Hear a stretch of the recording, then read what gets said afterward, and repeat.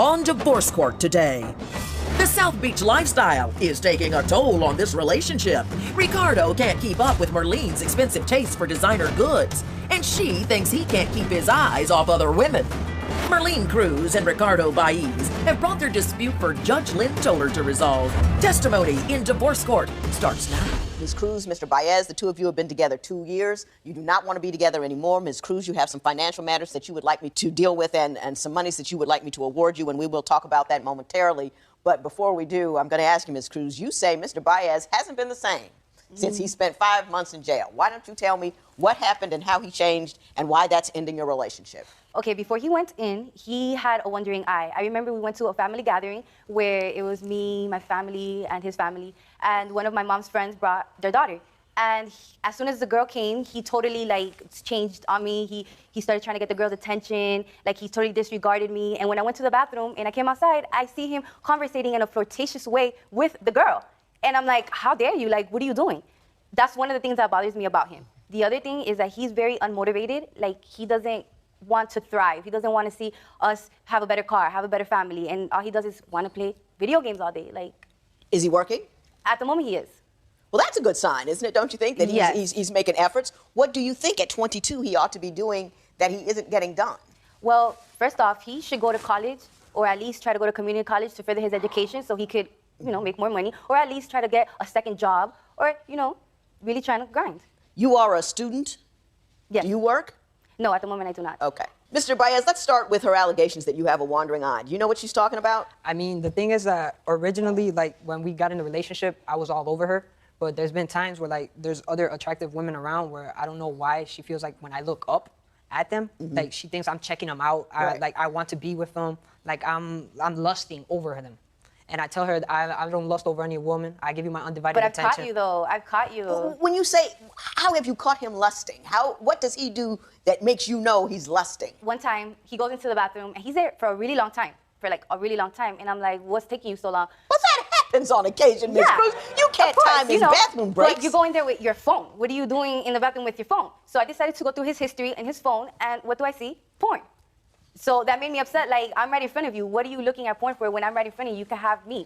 Miss Cruz, he's 22 years old. I understand that he's 22, but at the same time, it's a certain respect. How would he like it if I go look at porn in the bathroom or go check out other guys or look at guys in another lustful eye? That wouldn't be right. He would feel offended the same way I feel offended right now. Really? Mr. Baez, at 22, well, before I go there, let me ask you this. What are your concerns about her? I would imagine that it's jealousy is one of them, correct? I mean, yes, I don't like arguing. I want to advance in life. I want to actually marry her and I want to have our life together, But it's we're constantly arguing over where I look at or what I'm doing or what I'm not doing. And then it leads to times where she dresses, where she likes to show her cleavage, a $120 shirt, and it's it doesn't really cover anything. I see it like any other shirt, it's just a rag. It's just, something they make. Do you show a lot of cleavage? No. Do you dress nicely? Of course. Why? I dress nicely for my confidence, for him, and to present myself to the world, Do you think men look at you and say, oh, she's pretty? Yeah. Why can't he look at other women and say, oh, they're pretty, to himself and keep stepping? No. Because you're out there, you don't know if the guys that are looking at you are married or in a relationship. You go out, you do your hair, you do your makeup, you look good, and men might look at you and think you're attractive. Why is that if you do it, why is that a danger if other women do it and he happens to notice? I mean, because I mostly do it for him, so he doesn't have a wandering eye, but I feel like he takes it a step further. I feel like he goes and undresses him with his eyes. Give me the one example that will make me think, yep, he's doing the wrong thing.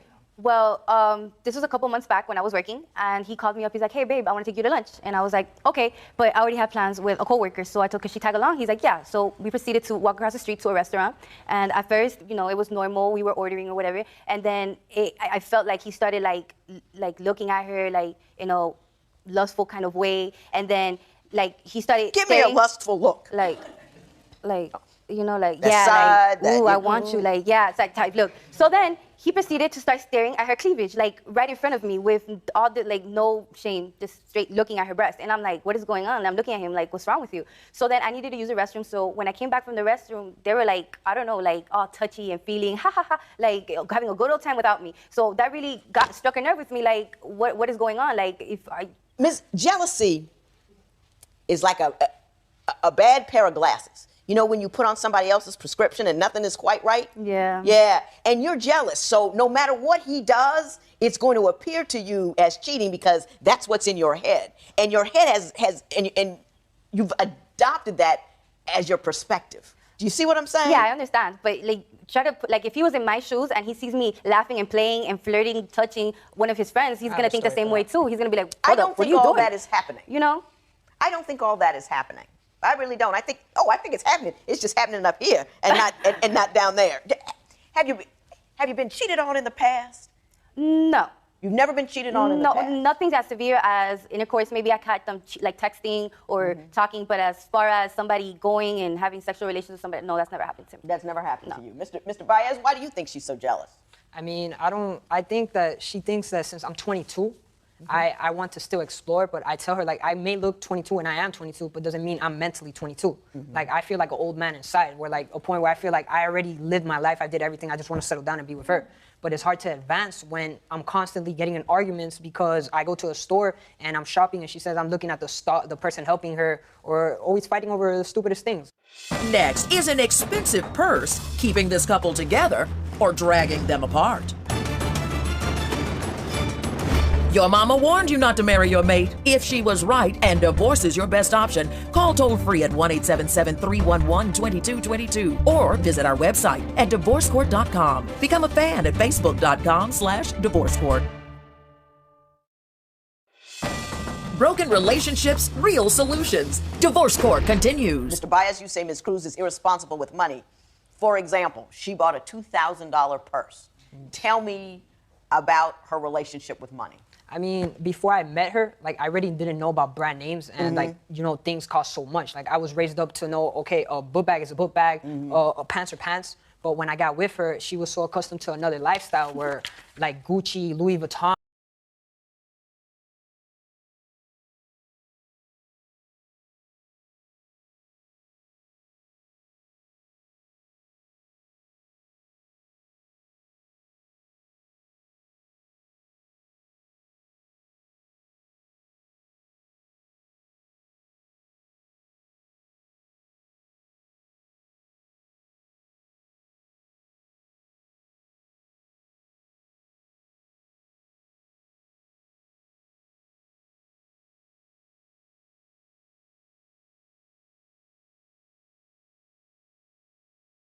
But at the same time, I feel like I want to look nice. I want to have nice things. And if I could get that money, you know, I could get more. Do you really and think more you need a $2,000 purse to make you look good? I don't need it, but I want it.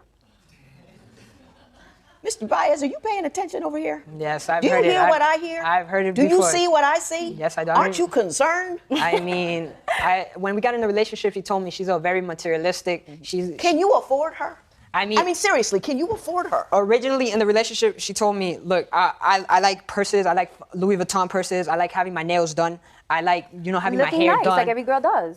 I like sandals. I like I shopping. don't buy $2,000 purses. I got to tell you that. And I probably have $1 or $2 more than you. And because I think I buy nice stuff, Yeah. but I mean, I think that you have a wrong impression of what it is to look good. No, I feel like, okay, well, if I don't want mediocre, I want the best. So if I want to, you know, have a nice purse, I have to have the best purse. If I want to have a nice car, I have to have like the best or the nicest car. It's just, you know. Oh, Ms. Cruz, I'm so worried about you. That's a terrible way to live. No, it's called conspicuous consumption, and what it does is it keeps you broke. Because everybody needs everything. I don't have the best of everything. Anybody can go broke at any time if you spend more than you make. And what you're doing is you have to have the best of everything. That means that there's something wrong with how you feel about yourself. Yes, it does. No, trust me. Trust me. When Divorce Court continues, does frustration with other online gamers develop into an angry Ricardo at home? Do you agree with Ricardo that Marlene spends money foolishly? Call 1-800-282-1991 to vote now and see if America agrees with your opinion. You'll also receive some valuable offers. Call now. If you would like your case heard on Divorce Court, call us toll-free at 1-877-311-2222 or log on to our website at divorcecourt.com and join the conversation on Twitter at Divorce Court. Divorce Court continues. Ms. Cruz, I've been messing with you for a minute. I'm gonna lay off. And I'm going to ask you to explain to me the things that Mr. Baez does that make you believe he's immature and unmotivated to excel in a manner which you think appropriate. Well, like, okay, so I know he gets from work and he's tired and stuff, but I totally believe in, okay, cooling off and, you know, hanging out, but it's like a constant thing, like, on your time off, why don't you see if you could get into school or try to get a second job? All he wants to do is play video games all day, and then when he's playing the video games, he gets so into it that he starts fighting with the people in the game like it's real life. Like, he starts cursing at them. He does it online? Yes. And it gets very serious, very real, like, oh, I'm gonna kill your mom and all this other stuff, and I'm like, are you for real? This is like just a game. Mr. Baez, you... Hey, people talk crazy on those online games. Like, they started with me. And you think that's crazy? You should hear the crazier things they say to me. So that's just the atmosphere you say. That's what's going on. So then I feel like instead of, you know, doing that, you could do more progressive things for us in our future if you really want to be with me like you say you do. If he makes any extra money, are you going to spend it all on purses? No, I'm probably going to put half of it away and then half of it on things that we need, like, you know, like common things like groceries or expenses, stuff like that. And then where do the purses come in? If you have... Oh, that's my money that I make. So he's supposed to support you, and you just support you spend your money on you too. I buy him things as well. He's just really into designer things like that, like how I am. He really is like very humble and low key, and I'm not. He's like my opposite. And I just feel like making richer people more richer is not really benefiting me or helping me at all. If you can afford it, it's fine, but you can't afford it. It's not disposable income to you. You have to save up to get it. You can't afford it because that's not something you need. It's just something that you want. If you need the best of everything to feel okay about yourself, you're on the road to disaster because you can never afford the best of everything. Nobody, well, some people can, but nobody in this room, including me. Do you buy her $1,000 bags? I have. And the thing about her is that before I got with her, she had like friends, like people that had a lot of money that would, like for gifts, they'll give her a purse. They gave her a custom-made purse with her name on it and everything, a $1,200 Louis Vuitton purse.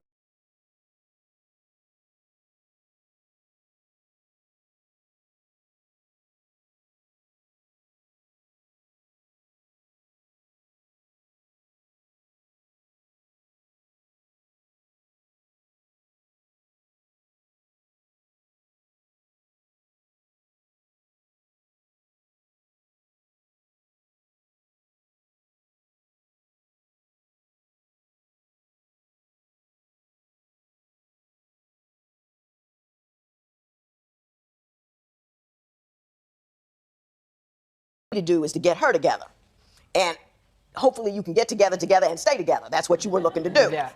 I'm going to talk to her, and I'm going to warn you. Let me warn you first.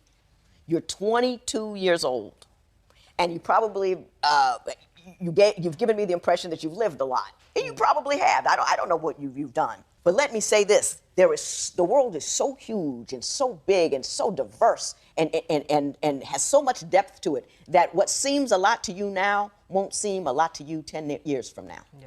I want to warn you about saying I've done enough and settling down at 22.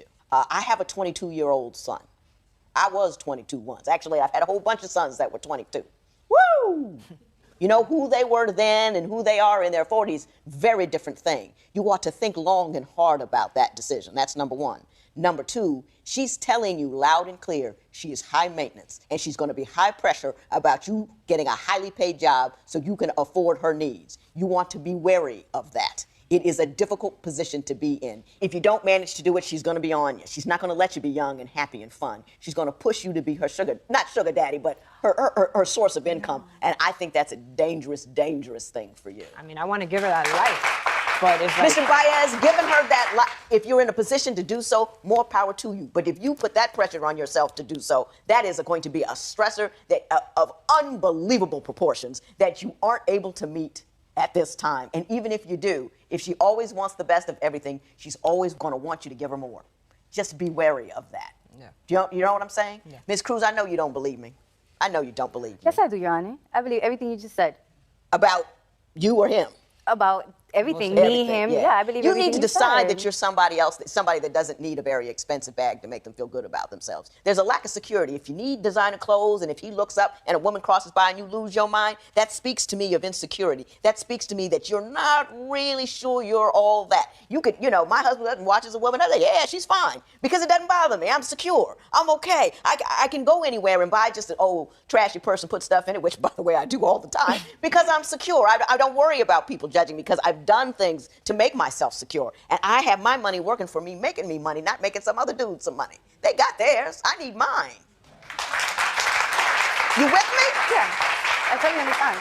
So I'm hoping you heard me. I'm hoping you do something about what I heard. I'm not even going to talk about the money because I don't think the money is the issue. I think you two are workable people.